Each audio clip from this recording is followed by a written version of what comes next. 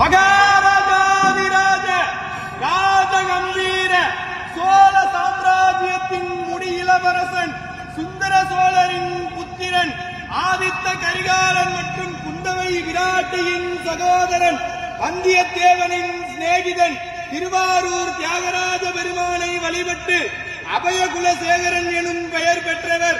தெற்கே இலங்கை வரை சோழர்கள் நிலையாக விரிவு செய்தவர்.